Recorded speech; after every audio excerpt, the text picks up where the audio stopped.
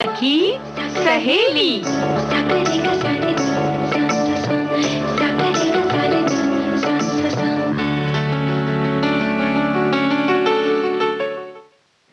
सखी सहेली कार्यक्रम में सभी सखियों और श्रोताओं का स्वागत करते हैं। मैं नेहा शर्मा और रेणु चतुर्वेदी। तो हमारा स्वीकार कीजिए। नमस्कार।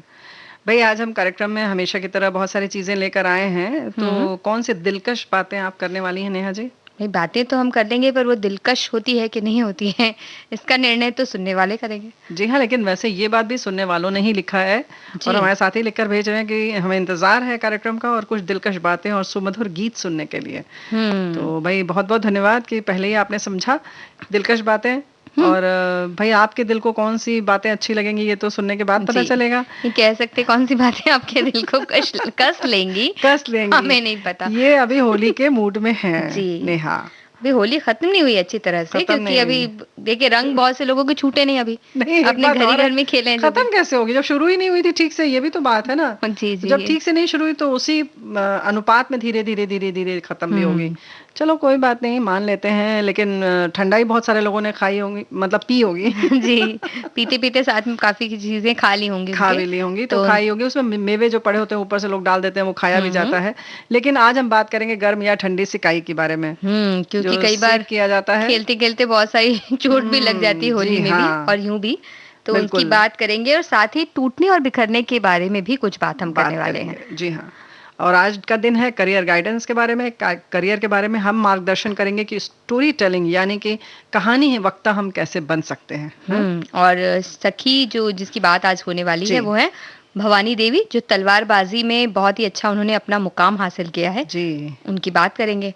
तो उनकी बात करेंगे क्या, बस कर रहे हैं। और ओलंपिक में फेंसिंग या तलवारबाजी की शुरुआत जो कि बताओ 1896 से हुई। लेकिन अगर महिलाओं की हम बात करें तो इनको मौका मिला 1924 में, यानी कि 28 वर्ष लग गए महिलाओं को इस प्रतिस्पर्धा में आगे आने के लिए। और हमारे देश की तो बात ही क्या की जाए, मतलब और विलंब हुआ होगा जरूर। और उसमें भवानी देवी ने किस तरह से अपना नाम आगे किया, ये बहुत बड़ी बात है ना? जी। और ओलंपिक में जो भवानी देवी हैं वो उन्होंने तलवारबाजी में एक अपना अलग ही मुकाम हासिल किया है। 27 अगस्त 1993 को वो चेन्नई में जन्मी और वो पहली ऐसी भारतीय महिला खिलाड़ी हैं जिन्होंने फेंसिंग में ओलंपिक खेलों में क्वालिफाई किया है, या हम कह सकते हैं पहली भारतीय हैं जिन्होंने ओलंपिक में क्वालिफाई किया है। और यही नहीं, खेल में स्वर्ण पदक भी उन्होंने जीता है। और ये जो ओलंपिक में जब तलवारबाजी की जो प्रतियोगिता होती है वो 3 तरह से होती है, जो कि तलवारों की आकृति और धार के कारण अलग अलग रखी जाती है। इनमें फॉइल, एपे और सीब ये शामिल है। तलवार की धार को देखते हुए अगर हम निर्णय लेते हैं तो जो सीब है वो सबसे मुश्किल कही जाती है। बिल्कुल। और उस मुश्किल को इन्होंने अपना मकाम बनाया, अपनी मंजिल बनाया। और जाहिर है कि वैसे तो सभी तलवारबाजी में बहुत त्वरित प्रतिक्रिया, यानी आपको बहुत सतर्क रहने की जरूरत होती है क्योंकि तुरंत चोट लग सकती है। और ऐसे में भवानी देवी ने सीप को अपना वो बनाया कि हम इसमें खेलेंगे, ये बहुत बड़ी बात है। और अगर हम यहाँ पर बात चल रही है तो हम ये भी बता दें कि भवानी देवी का पूरा नाम है C.A. भवानी देवी। जी। और वो एक मध्यम परिवार में जन्मी थी और वो परिवार में अकेली ऐसी हैं जिन्होंने खेल की ओर कदम बढ़ाया। उनके पिता पुजारी थे और माँ गृहिणी हैं और 5 भाई बहनों की साथ वो रही हैं, पली बढ़ी हैं। उनके सब भाई बहन जो है वकालत करते हैं। और भवानी देवी जो खेलों में आई इसके लिए भी एक बड़ी अच्छी कहानी है उसके पीछे। जी हाँ, उन्होंने 11 साल की उम्र से ही इस ओर अपना कदम बढ़ाया। दरअसल होता क्या था नेहा कि उन दिनों स्कूलों में जब खेलना होता था तो बच्चों को जागरूक करने के लिए कार्यक्रम बहुत सारे चलाए गए और उसमें निश्चित कर दिया जाता है कि अनिवार्य कर दिया जाता है कि आपको 2 खेल तो खेलने ही हैं। और हर उसमें ऐसा होता था कि 4 खेल होते थे, उसमें से 2 खेल आपको चुनने होते थे। पढ़ाई के साथ साथ उन्हें खेलों की शिक्षा दिए और उनकी रुचि बढ़े बच्चों को, इसलिए इस ओर बढ़ाया गया। तो भवानी देवी जब थी स्कूल में तब उनको तैराकी, स्क्वैश, फेंसिंग और बॉक्सिंग के बीच में से किन्हीं 2 का चुनाव करना था। फेंसिंग यानी वो तलवारबाजी ही है। और भवानी देवी ने स्क्वैश और फेंसिंग को चुन लिया था और बाद में ऐसा हुआ कि दोनों की प्रतियोगिता एक ही दिन थी, तो इसमें से एक उन्हें चुनना था। तो उनकी माँ ने कहा कि भाई फेंसिंग चुनिए, क्योंकि वो एक नया खेल है, उसके उपकरण नए हैं और जी। सब चीजें जो सीखेंगे आप, वो एक अलग तरह से आपको प्रशिक्षण मिल प्रशिक्षण जाएगा। मिलेगा। और देखो कहीं न कहीं ऐसा भी होता है मन में कि हो सकता है कि ये कुछ इसमें नाम करें तो पहली बन जाए महिला, और वही हम्म। हुआ। हो सकता है माँ ने वो दृष्टि उनके पास थी, उन्होंने जी। समझा होगा कि कुछ अनोखा होगा इसमें। हम्म। और इसके बाद ज़ाहिर है फिर वही हुआ कि 2004 में जब वो मात्र 11 वर्ष की थीं, तो भवानी देवी ने अपना जूनियर नेशनल चैंपियनशिप में अपना पहला स्वर्ण पदक उन्होंने जीता। जी, और इस समय तक वो ट्रेनिंग के लिए चेन्नई से बैंगलोर चली गई थी और कोई कोच नहीं थे उस वक़्त, तो जी। उनके जो सीनियर्स हुआ करते थे वही उन्हें सिखाते थे। लेकिन इसके बाद भी वो उनका दृढ़ निश्चय और अनुशासन ऐसा था खेल के प्रति कि हुँ। खेल में जुटी रहीं। 14 साल की ही थीं जब उन्होंने पहली अंतर्राष्ट्रीय प्रतियोगिता के लिए वो टर्की गईं, लेकिन 3 मिनट की वजह से वो चूक गईं और सफलता नहीं मिली उन्हें। जी। लेकिन जो अनुभव मिला वो आगे बहुत काम आया। ज़ाहिर है कि जी। ऐसी प्रतियोगिताओं में जब कोई शिरकत करने जाता है तो हुँ। वो माहौल और उन सारी चीज़ों का, और जो चूकी वो क्यों चूकी, जी। इन सब चीज़ों पर जब अध्ययन करते हैं तो आपको बहुत सारे अनुभव मिलते हैं। हुँ। तो कहते हैं ना कि हारना गड़बड़ नहीं है, लेकिन हार से हम सीखते क्या, ये बहुत जी। ज़रूरी है। तो ये जिस तरह से उन्होंने देखा, तो उससे 17 साल की उम्र में यानी कि हम बात कर रहे हैं 2009 की, जिसमें कि भवानी देवी ने मलेशिया में हुए कॉमनवेल्थ चैंपियनशिप में अपना पहला अंतर्राष्ट्रीय पदक हासिल किया, और ये कांस्य पदक था।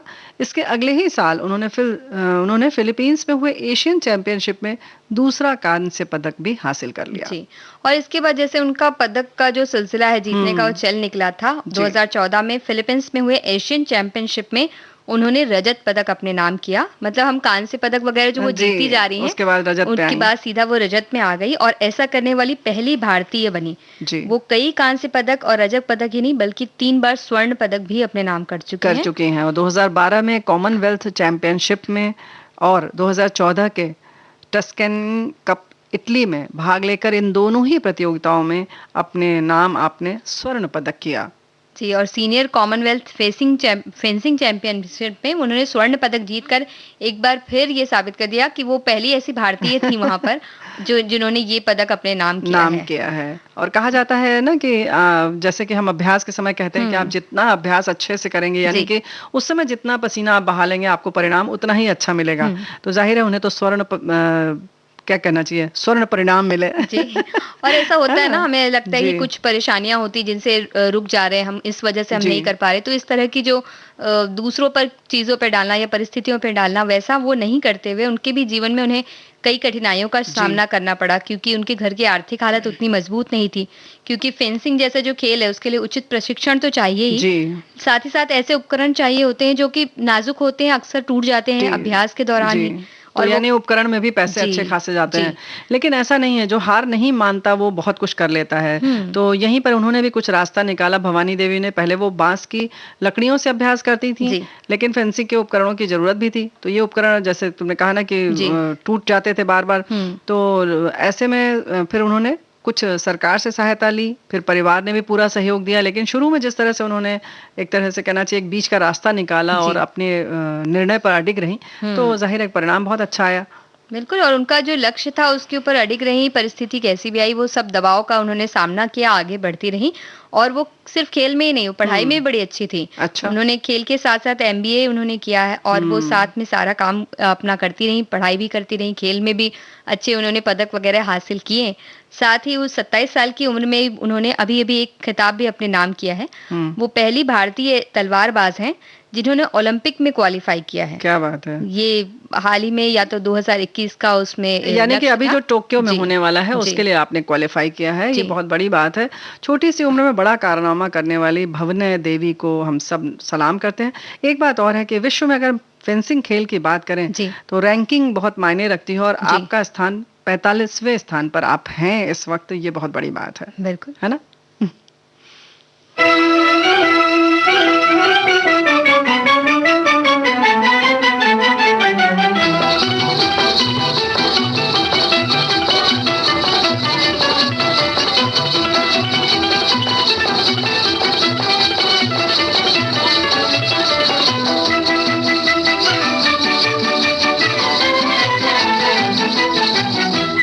चपलम चपलम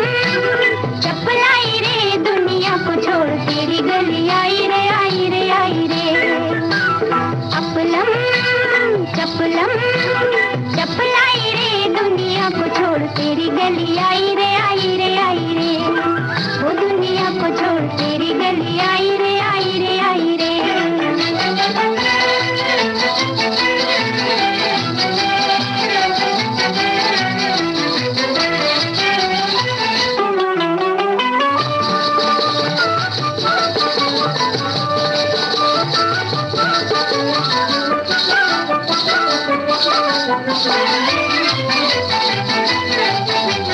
बड़ा मजबूर किया हाय तेरे प्यार ने, मार दिया है तेरे प्यार ने। बड़ा मजबूर किया हाय तेरे प्यार ने, मार दिया है तेरे प्यार ने। अब पछताए दिल हाय कित जाए दिल, अब पछताए दिल हाय कित जाए दिल, काहे को ये आग लगाई रे लगाई रे लगाई रे। अपलम चपलम चपलाई रे, दुनिया को छोड़ तेरी गली आई रे आई रे आई रे, वो दुनिया को छोड़ तेरी गली आई रे आई रे आई रे।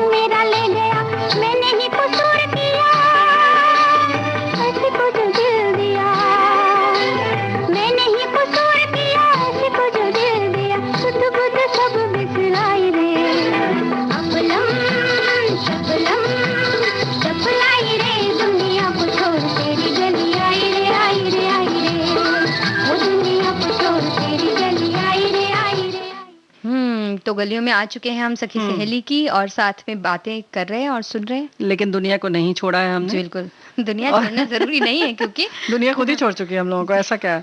वैसे आजकल की जो स्थिति है उसमें लोग ऐसे ही कुछ हताश हैं जी। किसी हमारे साथी लिखकर भेज रहे हैं फेसबुक पर, हाल के वर्षों में न जाने क्यों मन की हताशा बढ़ी है और आशाओं के बिखर जाने का गम सहने की हिम्मत नहीं बची।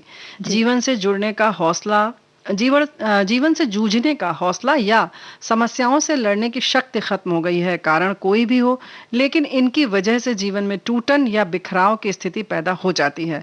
आज जैसे हर चीज से शिकायत होने लगी है। शिकायतें मन को कमजोर और माहौल को असहज बनाती हैं। हर एक मन को टूटने बिखरने से बचाने के लिए आपकी सार्थक संवाद, समझ और सहनशीलता की बड़ी आवश्यकता होती है, जो विपरीत परिस्थितियों में मनोबल को संभाले रखता है और जीवन को सहज बनाने में यादगार होता है। भाई इतना सुंदर लिखकर भेजा है आपने। एक तरह से हम कह सकते हैं कि हमारे पूरे विषय को सारगर्भित रूप में इन्होंने लिख दिया। बिल्कुल, ये बिल्कुल आजकल का माहौल इस तरह से क्यों हो गया है, क्योंकि सबको एक दूसरे से थोड़ा अलग रहना पड़ रहा है, और कहीं ना कहीं वैसे भी हम कटे कटे से ही रहते थे पहले भी, लेकिन अब ऐसा है कि अब पता चल रहा है कि हम इस तरह से कटे कटे रह करते थे। और हाँ, लेकिन आपने जो बात लिखी है, जो अभी हमने जी। पढ़ा नेहा, हमें लगता है कहीं जो आपने इतना सुंदर लिखा है, हम्म। तो जो ऊपर की 2-3 पंक्तियाँ जो आपने लिखी हैं कि जूझने का हौसला या समस्याओं से लड़ने की शक्ति खत्म हो गई है, आपके लिखावट से नहीं लग रहा है ऐसा। जी। तो हमारा ये कहने का मतलब नहीं है कि आप में अभी शक्ति बाकी है।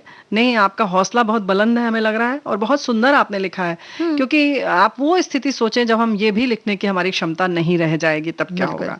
यानी कि हम बहुत अच्छी तरीके से, हमारा दिल, दिमाग बहुत अच्छी तरह से काम कर रहा है ना? और एक सामंजस्य है कि आप अपने मन में जो बातें हैं वो पूरा लिख कर दे सकते हैं, बहुत सामने सुंदर, पहुंचा सकते हैं। हाँ, पहुंचा सकते हैं, और इतने सुंदर शब्दों में इतने अच्छी तरह से आपने उसका वर्णन किया है कि भाई हम आपको धन्यवाद कहते हैं, और बहुत जी। अच्छा लगा कि आपने एक तो सही मर्म समझा इस विषय का। लेकिन टूटने और बिखरने की जो बात है, जी। बहुत सारे साथी हमारे लिखकर भेज रहे हैं कि रिश्ते में टूटन अच्छी बात नहीं है, और उसका कारण बता रहे हैं। वो सब ठीक है, लेकिन हमारा कहने का ये मतलब है कि टूटना अलग चीज है और बिखरना थोड़ी सी अलग चीज है बिल्कुल। ना?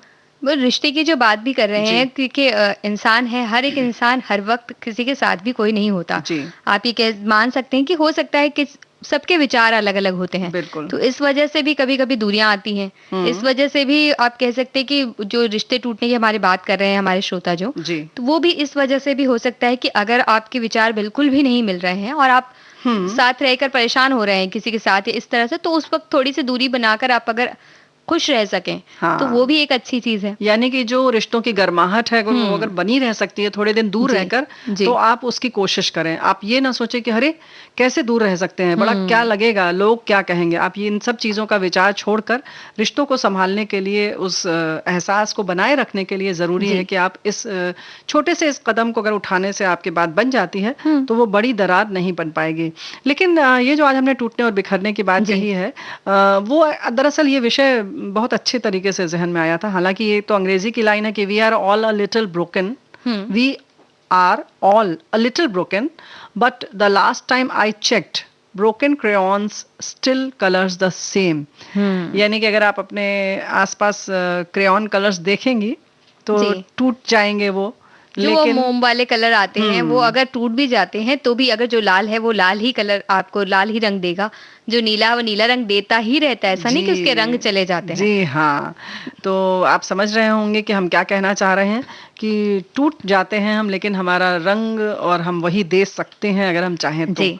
जैसे कि ये क्रेयॉन कलर्स हमें एक बहुत सबक दे गए, है ना? और हमारे अस्तित्व के अंदर जो चीजें हैं, जी। जो अच्छाई है, बुराई है, जो भी हमारी आदतें हैं, वो एक वक्त के लिए हिल सकती हैं। हम कह सकते हैं कि एक जो टूटने का जो एहसास हमें लगता है कि कोई अगर मान लीजिए चला गया, या कोई ऐसी परिस्थिति हमारे ऊपर आ गई जो बड़ा दुख है, या ऐसी कुछ परेशानियां आ गई, तो थोड़ी सी विषम परिस्थिति जिसको हम कह सकते हैं, या थोड़ा सा विपरीत परिस्थिति आ जाए, या कोई ऐसा अवसर आ जाए कि हम परेशान हो जाएं, तो हम परेशान हो सकते हैं।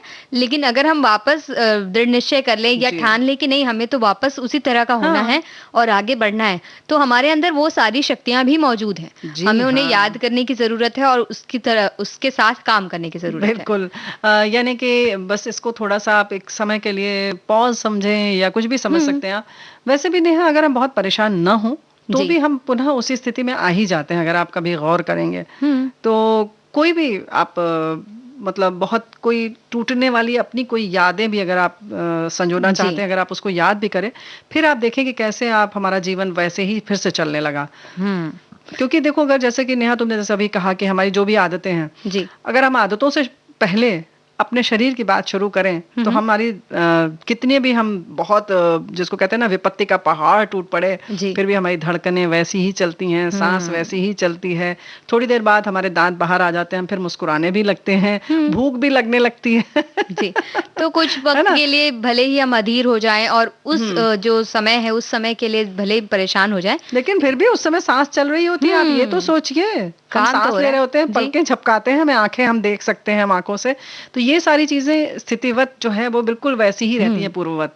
तो फिर क्या परेशान होना, नहीं, परेशान बिल्कुल नहीं होना है, परेशान होने की ज़रूरत ही नहीं है। यानी कि जो क्रेयॉन वाली बात हम कह रहे जी। थे, वो क्रेयॉन्स जैसे वही हमारा पूरा कलर वैसा की वैसा ही है। हुँ। तो इसलिए खुश रहें और इस बात को फिर से सोचें कि हम क्या कितनी जल्दी कर सकते हैं और कितनी जल्दी अपनी स्थिति में सामान्य हो सकते हैं। आप बिल्कुल। दुनिया की ये परवाह ना करें कि अरे, अरे! इनके ऊपर तो इतनी विपत्ति आई, ये तो ज़रा भी विचलित नहीं हुई। जी। या तो ऐसा कोई कभी-कभी ज़रूरी नहीं कि हम अब पूरे वक़्त अगर हमारे ऊपर कोई परेशानी आई तो हम मुँह लटका के ही नहीं, घूमें। ज़रूरी हो जाता है नेहा। जी। लोग कहते हैं कि हाय! देखो इनको क्या हो गया है, इनको ज़रा भी शर्म नहीं आ रही है, दाँत निकाल रही हैं, इतनी बड़ी घर में चोरी हो हुँ। गई, फिर भी खुश हैं, इन्हें कोई फ़र्क ही नहीं पड़ रहा है।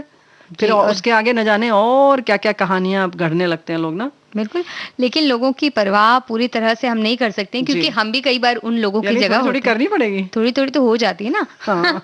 तो कई बार हम खुद उन लोगों की जगह भी होते हैं, जब जी। कोई दूसरा ऐसा काम कर रहा होता है तो हम भी कई बार ऐसी टिक्का-टिप्पणियाँ कर देते हैं। हाँ, लेकिन वैसे करना नहीं चाहिए कि जी। कभी भी किसी के विषय में जो हम हुँ। बहुत तुरंत कोई निर्णय ले लेते हैं, जजमेंटल हो जाते हैं, ना करें क्योंकि सबको अपने मनोभाव दिखाने का जी। तरीका अलग होता है।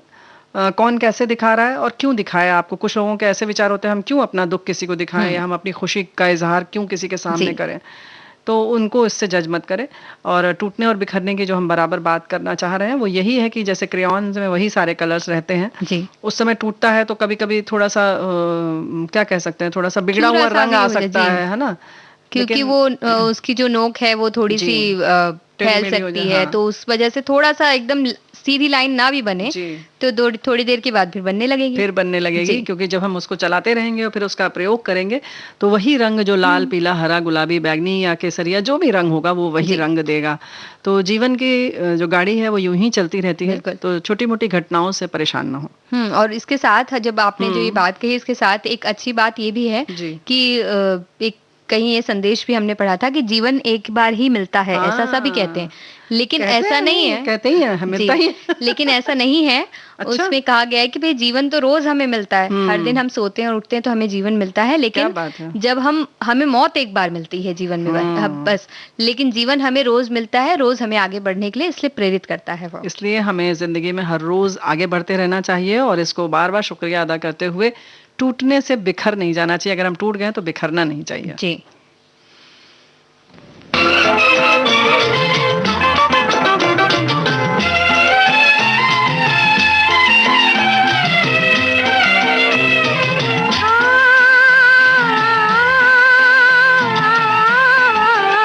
लहराए जिया लहराए, बल खाए जिया बल खाए, लहराए जिया बल खाए जिया, ये है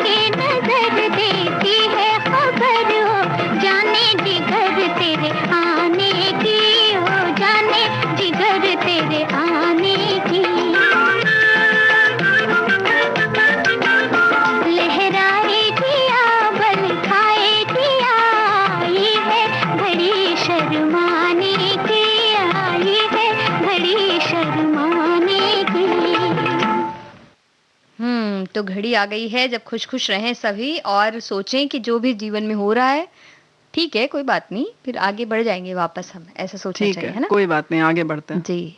ठीक ऐसे है, मुफ्त का कोई बात ज्ञान नहीं। देते हैं ना सब। तो बोल तो रहे हैं, ठीक है ना, कोई बात नहीं, आगे बढ़ते हैं। जी, आगे बढ़ते हैं और बात करते हैं करियर गाइडेंस की क्योंकि करियर अच्छा बनेगा तो भई बोलते हैं हुँ, ना पूँछ होती है जिसके पास पैसे होते हैं उसकी पूँछ होती है। ऐसा ये जो सवाल एक होता है, एक ऐसा? बात है जिसके पास पैसा है भई उसकी पूँछ होती है। उसकी पूँछ होती है। है उसकी पूँछ नहीं पूँछ होती है। मुझे लगा तुम बोल रही या वो पूँछ होती है। उच्चारण की बातें यहाँ जब हम बीच में किया कर पूँछ और पूँछ तो ऐसी हाँ, बात है। ऊँची पूँछ ऊँट की ऊँचाई जी, से नहीं होती।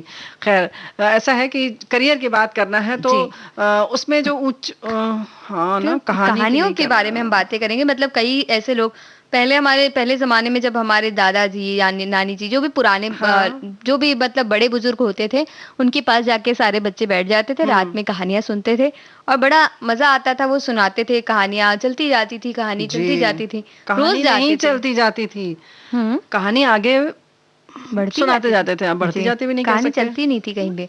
ये बात है, कहानी वहीं रह जाती थी पर कहीं हम वहीं रह चलते जाते थे, जाते थे। हम चलते जाते थे, जी। हम ख्वाबों की दुनिया में आगे बढ़ते थे। तो हुँ, कहानियाँ वाक़ई बहुत दिलचस्प होती हैं जी। और बहुत ही क्या कहना चाहिए, अपने आप में बाँध लेती हैं और जो उनके चरित्र हुँ, होते हैं, वो अपने आप में इतने सशक्त होते हैं, अगर थोड़ी भी बिल्कुल। अच्छी है, तो आप सब बहुत अच्छे से सुनते हैं मंत्रमुग्ध होकर। जी। वहीं कहानियों में बहुत अच्छे संदेश भी दिए जा सकते हुँ, हैं क्योंकि चूँकि लोगों को याद रह जाते हैं पात्रों की वजह से और एक चलता-फिरता जैसे सिनेमा तो चलता-फिरता है, लेकिन हुँ, कहानी जो है वो इस तरह से चित्र बनाती है दिमाग में कि कुछ आपकी भी कल्पनाएँ उसमें जुड़ जाती हैं। तो बिल्कुल, इसमें करियर की संभावनाएँ बहुत अच्छी हैं। आजकल ये बिल्कुल। प्रचलन हो गया है कि कहानियाँ आप सुना सुनने सकते का, हैं। जी। जी, तो स्टोरी टेलर या कहानी सुनाने वाला, ये जी। कह सकते हैं हम।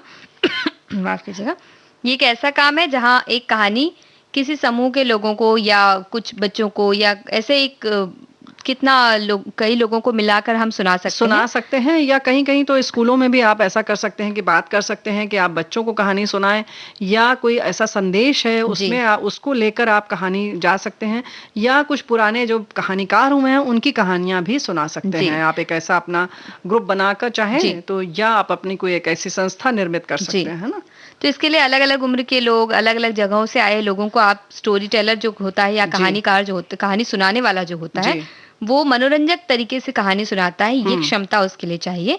तो जी, इसके लिए एक तो प्रभावी आवाज़ आपकी होनी जी, चाहिए, साथ ही आप जो अलग-अलग दृश्य हैं कहानी के या अलग-अलग शब्द आपके पास होने चाहिए जिससे वो और रोचक लगे कहानी सुनने वाले जी। को और कल्पनाशीलता भी आपकी अच्छी हो तो जिससे आप कहानी जैसी आपने पढ़ी है या जो कहानी है वैसी की वैसी सामने रख सकें और सुनने वाले को वो सारे दृश्य दिख जाएँ एक तरह बाँध से। सकें आप। जी, आप कुछ ऐसा चित्रित करें कि बिल्कुल उसके सामने चित्र बन जाए और जी। वो हतप्रभ सा जैसे देखते रह जाए, सुनता हुँ, रह जाए, ऐसा होता है। 2-3 चीज़ें हैं इसके लिए नेहा एक तो आप व्यक्तिगत तौर से एक अकेले भी कहानी जी, वक्ता बन सकते हैं। उसके साथ अगर आप इसमें थोड़ा और इज़ाफ़ा करना चाहते हैं तो जी। 2-3 लोग अगर आपकी कहानी में 3 पात्र हैं तो 3 जन बैठकर एक जो सूत्रधार बनकर और 2 हुँ, लोग बाकायदा उसमें जो पात्र हैं, उन पात्र के रूप में संवाद एक बोलें। संवाद जी। बोल सकते हैं।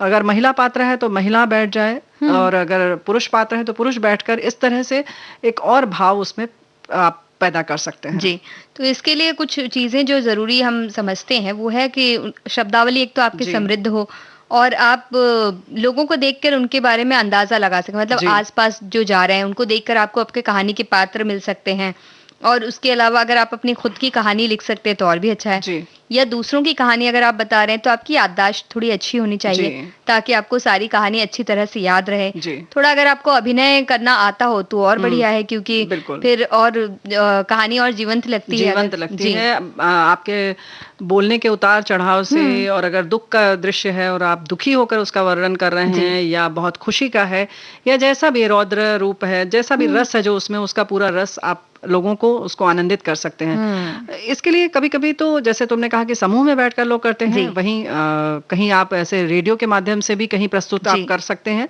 तो वो निर्भर करता है कि आप कहाँ कर रहे हैं। हुँ, उसके साथ-साथ जैसे तुमने कहा तैयारी की बात है कि आपकी भाषा अच्छी होनी चाहिए, जी, उच्चारण अच्छा होना चाहिए। वहीं आप किस समूह के लिए कर रहे हैं उस तरह की आपकी भाषा उस पर भी जी। आपको ध्यान रखना होगा कि आपकी भाषा कैसी हो। हुँ, अगर कम उम्र के लिए है तो वैसी भाषा आप रखें ज्यादा उम्र के लोगों के लिए है या आम जनता के लिए है, तो कैसी भाषा आपकी होनी चाहिए, सरल होनी चाहिए, वाक्य छोटे होने चाहिए, इन सारी चीजों का आपको ध्यान रखना होगा। बिल्कुल। और जैसे बच्चों के लिए आप कहानी सुना रहे हैं, तो कुछ आपने खिलौने या उन जिन चीजों की आप कहानी सुना रहे, जैसे पेड़ है या पशु पक्षियों की कहानी है, तो उनके छोटे छोटे कटआउट्स आप रख सकते हैं। या आजकल जो खिलौने आते हैं उन्हें भी रखा जाता है, हाथ से कठपुतलियां जो होती हैं छोटी छोटी, उनको लेकर भी आप लेकर कहानी सुना सकते हैं। और साथ साथ जैसे कि बच्चों की बात है, जैसे तो अगर चिड़िया है या कोई और खिलौने की बात है, तो उसमें जो सीटी आदि बजती है वो सब आप रख लेंगे, तो उसमें थोड़े थोड़े अगर प्रभाव डाल देंगे साथ साथ बोलते हुए, तो और रोचक हो सकती है और उन्हें बड़ा मजा आता है ना। और उनसे बीच बीच में सवाल अगर आप पूछते हैं, बच्चे क्योंकि ध्यान जल्दी भटकता है उनका, तो आप जब उनसे अगर कोई सवाल भटका ही रहता है तो उनसे आप बीच बीच में अगर कोई सवाल पूछते हैं उस कहानी से संबंधित कि भाई अब चिड़िया आई, अब चिड़िया क्या बोलेगी, तो फिर बच्चे बड़े उत्सुकता से सुनते हैं। उत्सुकता से सुनते हैं और बहुत सतर्क होकर सुनते हैं कि ऐसा तो नहीं कि कोई सवाल पूछा जाए और हम चूक जाए, तो उन्हें बड़ा अच्छा भी लगता है कि वो जवाब दे रहे हैं। तो कुछ इस तरह से जोड़ के करें उसको, जैसे सवाल जवाब, जैसे कुछ ऐसा कि जंगल में गया, फिर बताओ क्या हुआ, तुम क्या सोचते हो, तो कोई बच्चा हो सकता है बोल जाएगा कि सामने शेर आ जाएगा। तो कुछ इस तरीके की चीजें, झरना अगर गिर रहा है तो आपको क्या लगता है कैसे उसकी आवाज निकलेगी, तो ये जो है उनकी एक कल्पनाशीलता बड़ी अच्छी होती है, तो वो उसके साथ में अगर हम जोड़ते हैं उनको, तो वो और अच्छी बनती जाती है कहानी। हमें भी मजा आता है और सुनने वालों को भी मजा आता है। साथ ही साथ अगर हमें स्टोरी टेलर या कहानी वक्ता बनना है, तो उसके लिए ये पहले सोचना होगा कि हम किस तरह की कहानियां सुनाना चाहते हैं और उन कहानियों के लिए हम कौन सी कहानियां चुनना चाहते हैं, यानी काल्पनिक सुनाना चाहते हैं या लोगों के जीवन से संबंधित, या फिर किस उम्र के लोगों को, किस क्षेत्र से संबंधित लोगों से साथ ही काम करना चाहते हैं। तो वैसी तैयारियां करें और कौन सी भाषा में हम समृद्ध हैं उस भाषा का चुनाव करें। और इसके बाद हमें ये तय करना पड़ेगा कि हम लोगों के बीच कैसे जा सकते हैं।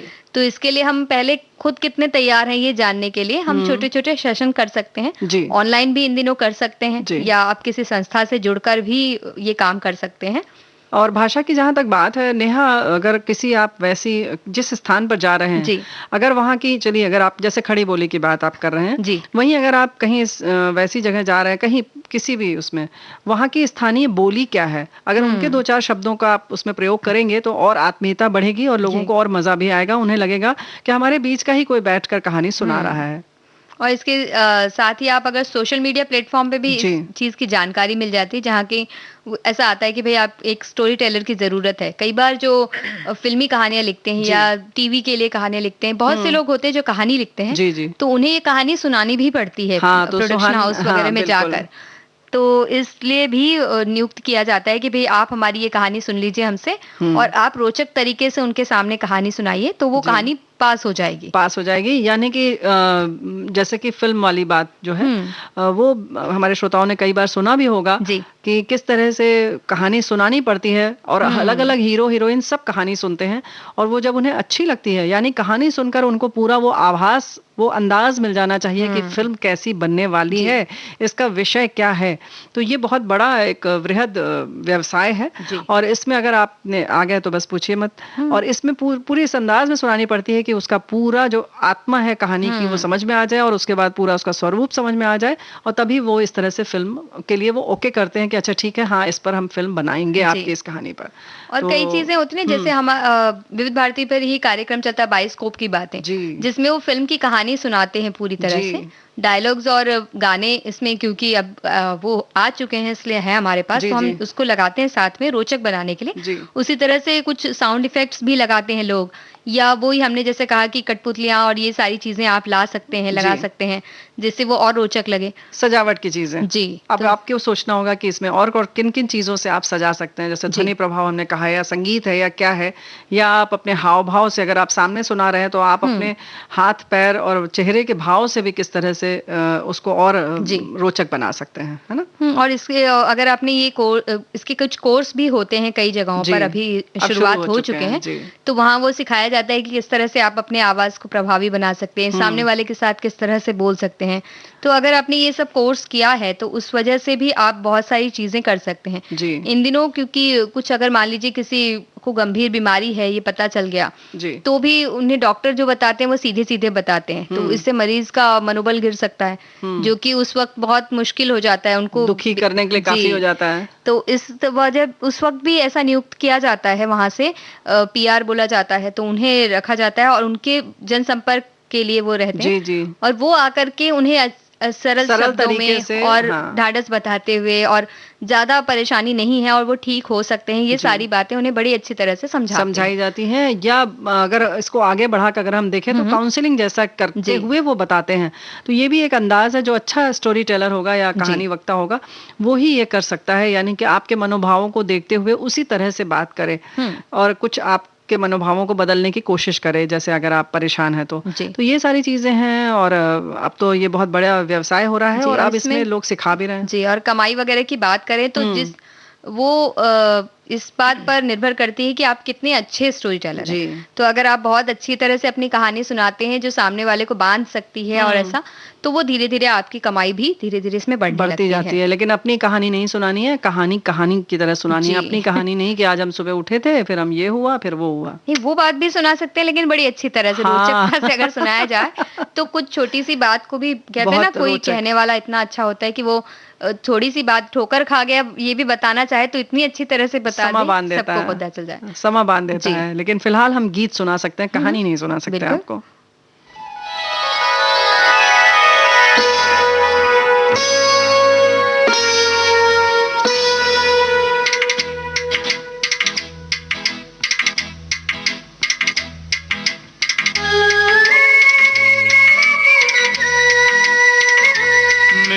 गीतों में मेरी कहानियाँ है, मेरे गीतों में मेरी कहानियाँ है। हो कलियों का बचपन है, फूलों की जवानियाँ है। गीतों में मेरे गीतों में मेरी कहानियाँ, मेरे गीतों में मेरी कहानियाँ है। ओ कलियों का बचपन है, फूलों की जवानियाँ है। गीतों में मेरे गीतों में मेरी कहानियाँ है, मेरे गीतों में मेरी कहानियाँ है।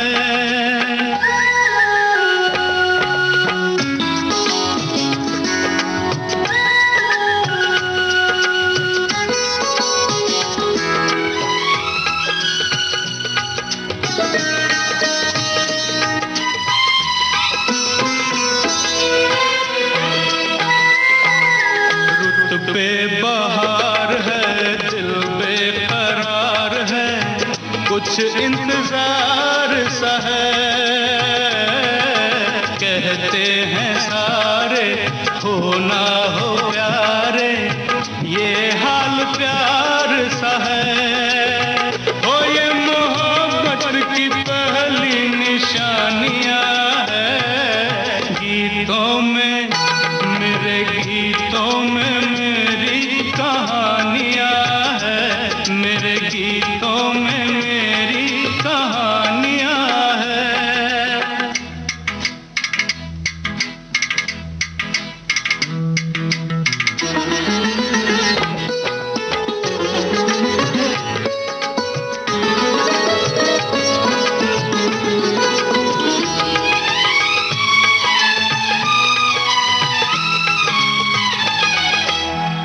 दिल दीवाने दुनिया क्या जाने, क्यों गीत गाता हूँ मैं।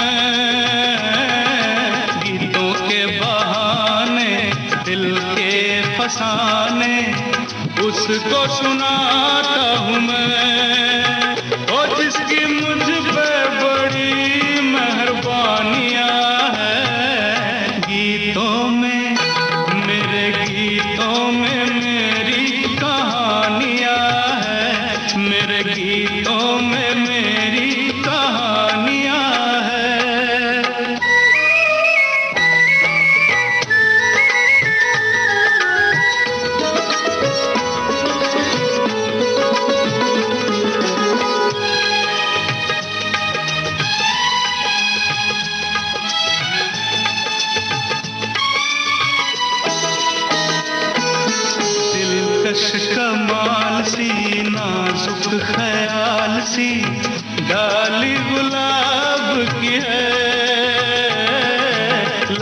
की है, लेकिन लगता है वो एक बोतल शराब की है। ओ उसकी अखियां बड़ी मस्तानियां है, गीतों में, मेरे गीतों में मेरी कहानियां है, मेरे गीतों में मेरी कहानियां है।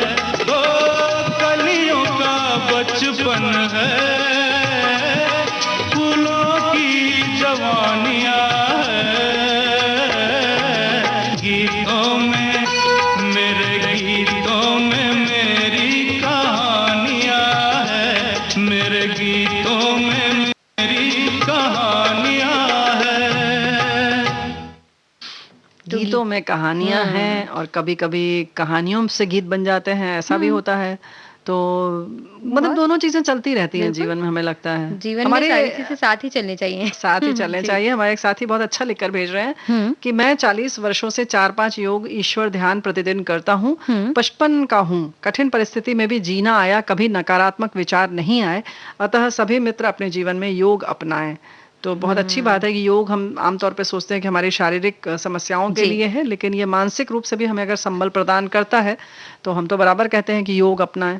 और कहते हैं ना उससे, क्योंकि हम अपने शरीर को इस तरह से हर क्रिया में, योग क्रिया में हम इस तरह से बांधते हैं, एक तरह से एक सार करते हैं कि अभी हमें अगर कोई आसन भी करना है तो वो धीरे धीरे कैसे शरीर को उठाना है, कहाँ सांस लेनी, कहाँ सांस नहीं लेनी, कहाँ छोड़नी है। तो ये सारे जो नियम के हिसाब से अगर हम चलते हैं तो मन और शरीर कह सकते हैं कि एक सार हो जाता है, एक सार हो जाता है, उसमें एक संतुलन रहता है और सब चीज को बड़े रिदम में करते हैं, लय के साथ किया जाता है। ऐसा नहीं कि आपने सांस ली तो बहुत तेजी से ली और छोड़ी बहुत आराम से, ऐसा नहीं है, सब एक लय में चलता है। और वैसे भी हमारा जो धड़कन को अगर हम लें तो बहुत लय में चलती है। तो हमको इससे सबक सीखना चाहिए कि हर चीज लय में है, अगर प्रकृति तो हमें भी लय में रहना चाहिए। तो अच्छी बात है कि योग अपनाएं, स्वस्थ रहें, लेकिन लय में जैसे कि अगर हम हृदय की गति की बात करें या आवाज की बात करें तो कहते हैं ना कि धक धक करता है, या अंग्रेजी में कहे तो लब डब इसका नाम है। तो लब डब करता है, लेकिन ये ऐसा है कि सांस आती है जाती है, लेकिन कभी कभी जो हम तकलीफ हो जाती है शरीर में, जी, तो वो जब सेकाई करते हैं तो उसमें क्या गरम ठंडा एक संग करना चाहिए? नहीं बिल्कुल। और जब आती है, कहते ना जब हम योग करते हैं तो योगा करते करते जब हम किसी से सीखे नहीं और बिना लय के करते हैं तो इधर उधर मसल्स तन जाती हैं या कई बार गिर भी जाते हैं, क्योंकि अगर ठीक से हमने नहीं जाना और हमारा उतना संतुलन नहीं है, या करते समय हमने बातचीत कर ली, या जैसे अभी हमने हंसे तो हम हंस दें उस समय, तब भी बहुत खिंचाव हो सकता है।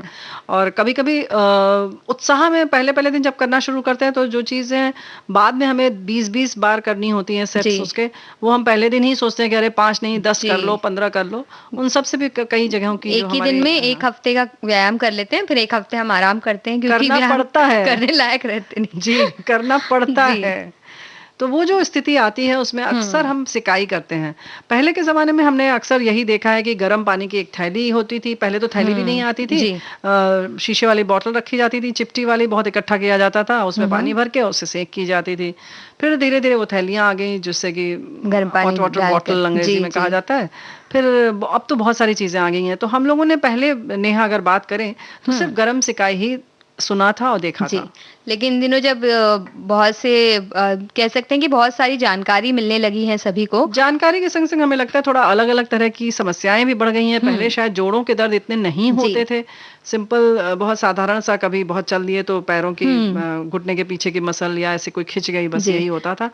तो शायद वो गर्म सेक से ठीक हो जाता था। काफी बुजुर्ग जो हो जाते थे उनके भी मतलब वो भी बहुत मुश्किल होता था कि उनके जोड़ों में इतना दर्द हो रहा है। तो वो 70 के पार 80 के आसपास होते थे तो वो बोलते थे हाँ भाई जोड़ों में दर्द हो रहा है। वो उतना बोलते थे जितना अभी हमको हो जाता है 30-35 वालों को कि बड़े जोड़ दर्द हो रहे हैं हमारे। और वो जो थोड़ा बहुत दर्द होता था वो थोड़ी बहुत मालिश और थोड़े जो कह सकते हैं आयुर्वेदिक तेलों से ठीक हो जाता था, तेल के मसाज वगैरह लगाने भर से। जी, लेकिन इन दिनों जब बैठे रहने का काम बहुत ज्यादा हो गया तो कई बार ऐसा होता है कि मसल्स जो होती है कमर के आसपास की या कंधे भी कई बार हमारे बहुत ही जकड़ जाते हैं गर्दन नहीं मुड़ती है, इस तरह की परेशानियां बहुत सारी हमें आ जाती हैं। अकड़न बहुत आ जाती जी, है तो गर्दन जब में। पीठ वगैरह में, अगर पीठ, कमर, ऐसे जब मांसपेशियों में जब खिंचाव होता है, जी ये हमें पता चलता है। या पिंडलियों में होता है, जी घुटने के नीचे जो जगह होती जी है वहां, तो अगर हमें ऐसा लगता है तब तो हम गर्म पानी की सिकाई कर सकते हैं। गर्म जी पानी वाला जो हॉट वाटर बैग आप बोल सकते हैं, जी,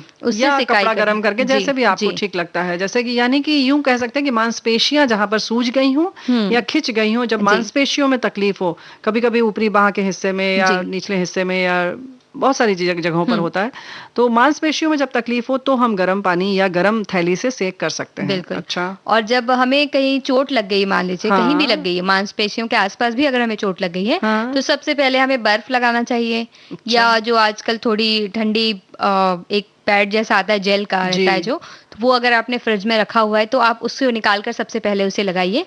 तो उससे, क्योंकि अगर मान लीजिए कहीं अंदरूनी चोट लगी है थोड़ी भी, तो अगर हमने उसी वक्त अगर गर्म सिकाई कर दी मांसपेशियों जी में है सोचकर, तो वो अंदर की जो चोट होती है वो थोड़ी बढ़ सकती है, और जी उसकी वजह से आपकी जो परेशानी है वो भी बढ़ सकती है। जी तो इस वजह उस समय आपको बर्फ से सिकाई करनी चाहिए। बर्फ का अगर क्यूब एक आपने लिया, और उसको भी अगर अपने जो भी 2 मिनट के करीब चलता है वो, उतना ही अगर आपने सिकाई वो की, चले चाहे नहीं चले, आपकी त्वचा खुद सूज उतना ही जाएगी, चलती सो है। जाएगी। हाँ, वो उतना ही सह सकती है। जी। तो आप अगर उसमें चाहे तो, नहीं तो उसको कपड़े में आप लपेट कर भी उससे सेक कर सकते हैं, जी अगर आपके पास ये वाली थैली नहीं है जो होती है ठंडी सिकाई वाली।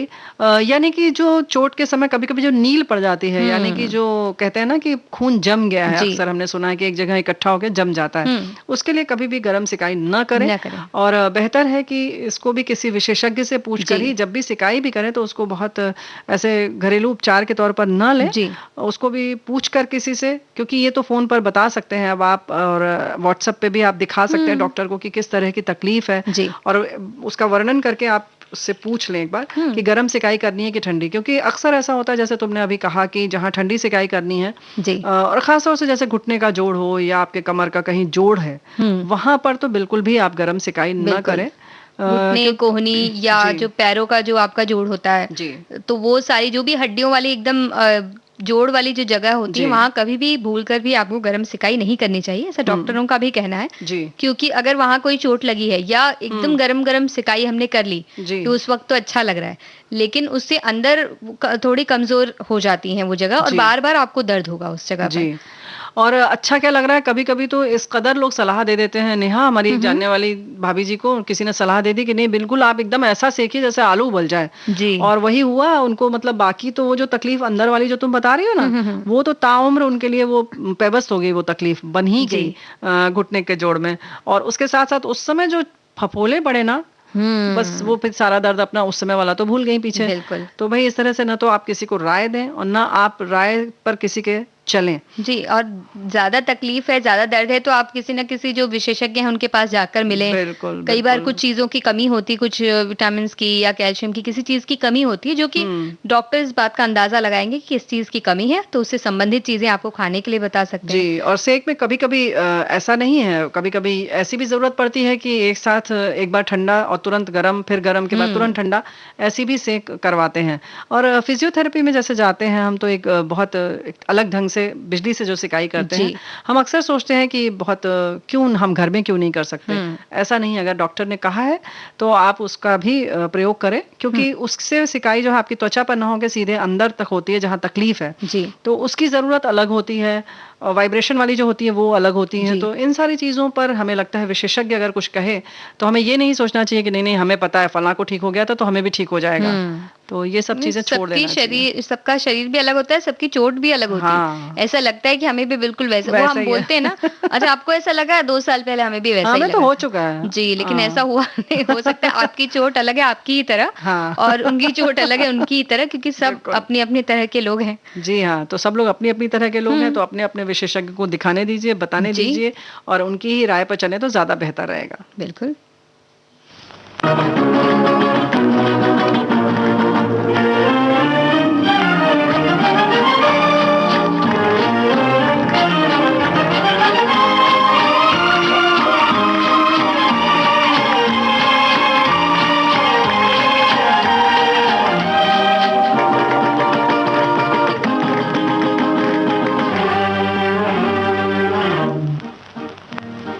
मुड़ मुड़ के न देख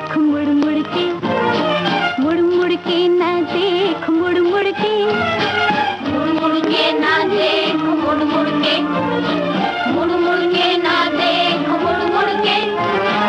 जिंदगानी के सफर में तू अकेला ही नहीं है, हम भी तेरे हम सफर हैं। जिंदगानी के सफर में तू अकेला ही नहीं है, हम भी तेरे हम सफर हैं। मुड़ मुड़ के ना देख मुड़ मुड़ के, मुड़ मुड़ के ना देख मुड़ मुड़ के, मुड़ मुड़ के ना देख मुड़ मुड़ के, मुड़ मुड़ के ना देख मुड़ मुड़ के।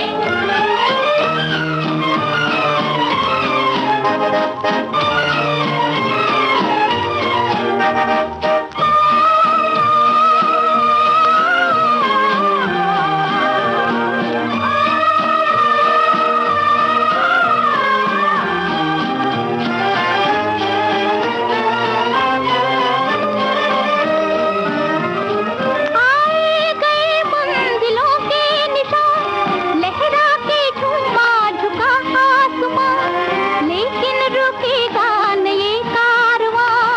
आए गए मंजिलों के निशान, लहरा के झूमा झुका आसमां, लेकिन रुकेगा न ये कारवां।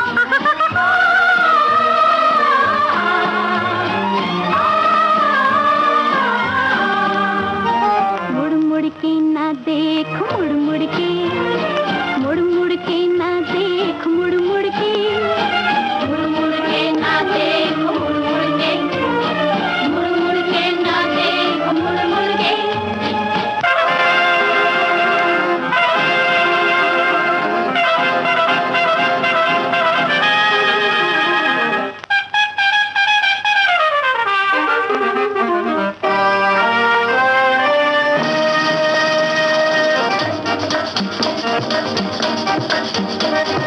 मुड़ मुड़ के ना देख मुड़ मुड़ के, मुड़ मुड़ के ना देख मुड़ मुड़ के, मुड़ मुड़ के ना देख मुड़ मुड़ के, मुड़ मुड़ के ना देख मुड़ मुड़ के। जिंदगानी के सफर में तू अकेला ही नहीं है, हम भी तेरे हम सफर है। जिंदगानी के सफर में तू अकेला ही नहीं है, हम भी तेरे हम सफर हैं। मुड़ मुड़ के ना देख मुड़ मुड़ के, मुड़ मुड़ के ना देख मुड़ मुड़ के, मुड़ मुड़ के ना देख मुड़ मुड़ के, मुड़ मुड़ के ना देख मुड़ मुड़ के।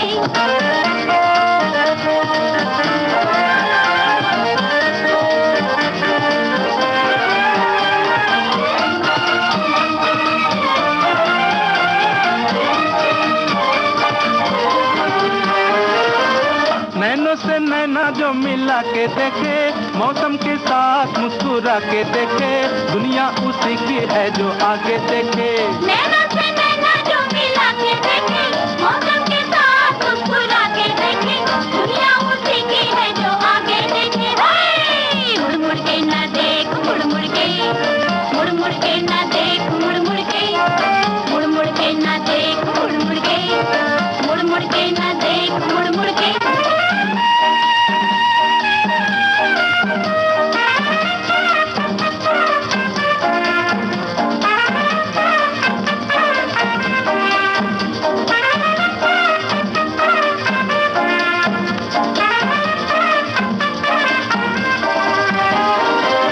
दुनिया के साथ जो बदलता जाए, जो इसके सांचे में ही ढलता जाए, दुनिया उसी की है जो चलता जाए। दुनिया के साथ जो बदलता जाए, जो इसके सांचे में ही ढलता जाए, दुनिया उसी की है जो चलता जाए। मुड़ मुड़ के ना देख मुड़ मुड़ के, मुड़ मुड़ के ना देख मुड़ मुड़ के, मुड़ मुड़ के ना देख मुड़ मुड़ के, मुड़ मुड़ के ना देख मुड़ मुड़ के। जिंदगानी के सफर में तू अकेला ही नहीं है, हम भी तेरे हम सफर है। जिंदगानी के सफर में तू अकेला ही नहीं है, हम भी तेरे हम सफर हैं।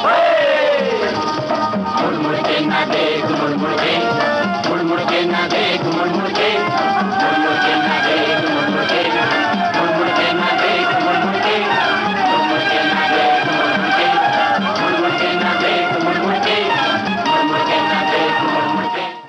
लेकिन किस फिल्मों के गीत हमने आज सुनवाए ये तो मुड़कर हमें देखना पड़ेगा, या नहीं कि हमें बताना पड़ेगा। जी। तो अभी जो गीत हमने सुना श्री 420 फिल्म का था, उससे ठीक पहले तेरी कसम फिल्म का गीत हमने सुना जो कहानियों वाला गीत था, और उसके पहले हमने शारदा फिल्म का गीत सुना था, और उससे पहले आजाद फिल्म का गीत सबसे पहले सुना अपलम चपलम। तो भाई ये तो गीत है हमने जो सुने आज, आपको जरूर पसंद आए होंगे। लेकिन जो मुड़ मुड़ कर देखने की बात हो रही है, ये जो कोरोना है मुड़ मुड़ कर देख भी रहा है, और हमें कुछ चीजें मतलब घुमा फिरा के पुरानी चीजें भी मुड़ मुड़ कर दिखाई जा रही हैं। हमें लगता है नेहा कुछ ऐसे कह सकते हैं कि संदेश आ रहे हैं जिनमें कहा जा रहा है कि 27 तारीख से स्थिति और विषम हो जाएगी, 15 अप्रैल से तो बिल्कुल मत निकलिएगा। तो हम आपसे ये कहना चाह रहे हैं अपने दोस्तों कि ये जो कुछ पुरानी रिकॉर्डिंग्स हैं, क्योंकि बाद में ही आ गया कि ये सोशल मीडिया की करामात है और ये पुरानी रिकॉर्डिंग थी, तो इस पर ध्यान न दें। तब तक हमारे साथी ने तो 50 जगह भेज दिया था बड़े एहतियात के तौर पर, तो कृपया इन सारी चीजों पर ध्यान न दें, लेकिन उसके साथ जो भी एहतियात है उस पर जरूर ध्यान दें। ध्यान ये देना है कि हमें मास्क लगाना है, हाथ धोना है बार बार, सैनिटाइजर अपने साथ रखना है, लोगों से दूरी बनाकर रखना है, और जब जरूरी ना हो तो घर से ना निकले। और मैसेज ऐसे फटाफट फॉरवर्ड ना करें, पहले देखें, उसकी सत्यता की जांच करें। सबके पास मोबाइल है, तो अगर आप सर्च करते हैं तो भी आपको पता चल जाएगा कि इस बात का खंडन करती हुई एक ना एक पोस्ट सरकार की तरफ से या किसी ऐसे संबंधित अधिकारियों की तरफ से आई होगी। चलिए खंडन के बाद हम बाद में करेंगे, लेकिन जैसे कि ये है कि 15 तारीख से बड़ी चेतावनी की बात है, तो आप पहले तो ये ढूंढें कि क्या है सचमुच। किसी भी जिसको कह सकते हैं कि आप जहां से आपको मिथ्या जानकारी नहीं, जहां पर बहुत ऑथेंटिक जानकारी मिलती है, तथ्य आपको सही मिलते हैं, वहां पर जाएं, आप उस साइट पर जाएं, देख लें, कुछ समाचार सुन लें 2-4, और खास तौर से अगर हम तो यही कहेंगे कि दूरदर्शन का समाचार सुने, या जो आकाशवाणी पर या हमारे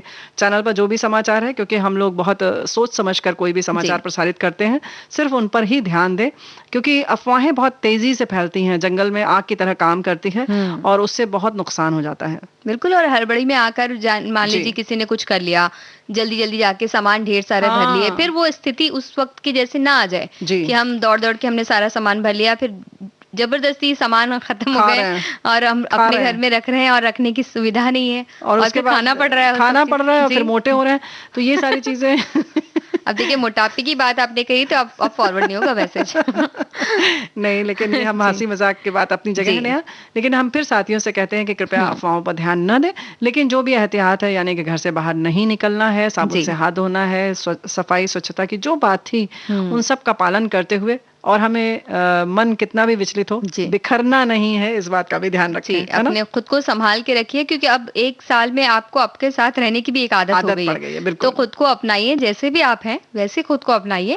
जो बदलाव करना चाहते हो धीरे धीरे हो ही जाएंगे, अभी एकदम। अच्छा, इसका मतलब यही हुआ नेहा कि हम लोग अपने साथ ही नहीं रह पाते, सबसे ज्यादा परेशानी खुद से है। हम दूसरों से मिलते हैं ना बाहर जाकर, पूरे वक्त दूसरे के साथ रहते हैं, इसने ये किया, इसने वो किया, लेकिन अब क्या है, खुद की शिकायत खुद से कर रहे हैं, तो खुद ही खुद से नाराज हो जा रहे हैं। लेकिन नहीं, ऐसा नहीं है, खुद से खुद की शिकायत करने में क्या दिक्कत आ रही है, ये हम अगले कार्यक्रम में जरूर इस पर विस्तार से चर्चा करेंगे, क्योंकि अब तो समय समाप्त हो रहा है। बिल्कुल, और समय से आंखें दिखा रहा है, बोल रहे हैं अभी अब जल्दी से जल्दी सबसे विदा लीजिए। तो सभी सखियों, सहेलियों और श्रोताओं को नेहा शर्मा और रेणु चतुर्वेदी का नमस्कार।